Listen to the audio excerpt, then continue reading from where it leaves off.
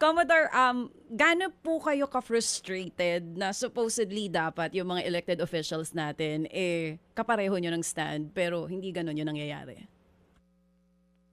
Alam mo, DJ, sa para sa akin nakakalungkot. Alam mo, I can still remember the first person who interviewed me when I became the spokesperson of West Philippine Sea was si Manong Ted. Siya lang ang unang-unang. And then he even asked me kung sinabi niya first time na nag-spokesperson ng West Philippine Sea. Mm-hmm. And that was 3 years ago. Looking back, para sa akin, natuwa ako dahil tumaas ang kamalayan ng mga Pilipino. Mas tumaas ang suporta ng ating mga kababayan, the level of the awareness.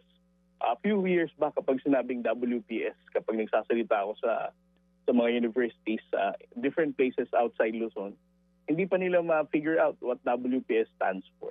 Pero ngayon, from all walks of life, mula bata hanggang matanda, pag sinabing WPS, West Philippine Sea.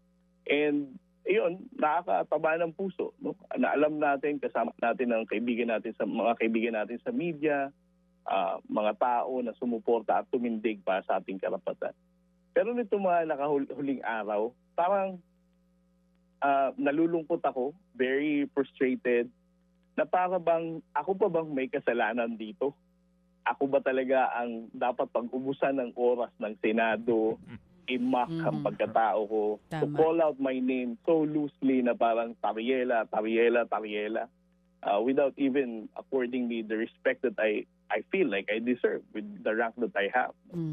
So, nakakalungkot. Pero, tingin ko, we just have to keep on doing this. Otherwise, parang magpo-fall na rin ako sa mga, if I'm going to give up now, para kung sinabing, the West Philippine Sea is not worth fighting for. Commodore, kaya ba nating labanan yung misinformation na kumakalat pa rin ngayon sa social media? Kasi maging yung ibang mga Pilipino mismo, ipinagtatanggol yung sinasabi ng China. Paano ba yun?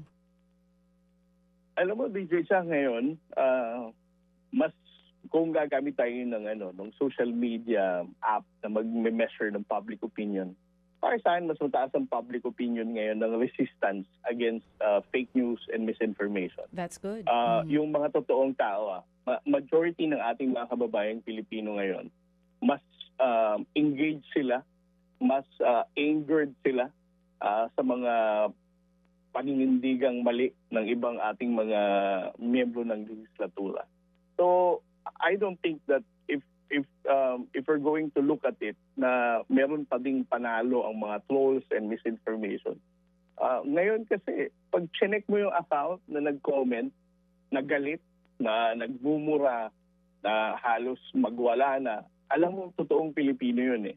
But for the trolls na magsasabi lang ng mga one-liner, iilan na lang yan eh. And more real accounts are standing up, no? Condemning itong mga maling statement ng some people in the government. Mga kapatid, brothers and sisters, saan ka pa? Dito na tayo sa totoo.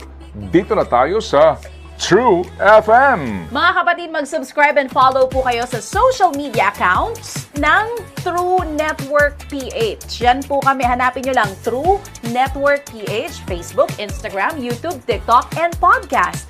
Mapa-Apple or Spotify man yan, mahahanap nyo kami. Lahat ng mga napapanood at napapakinggan nyo po sa programa, nasa social media accounts namin yan. So, paano mga kapatid? See you sa social media! Dito tayo sa totoo, tunay at tapat.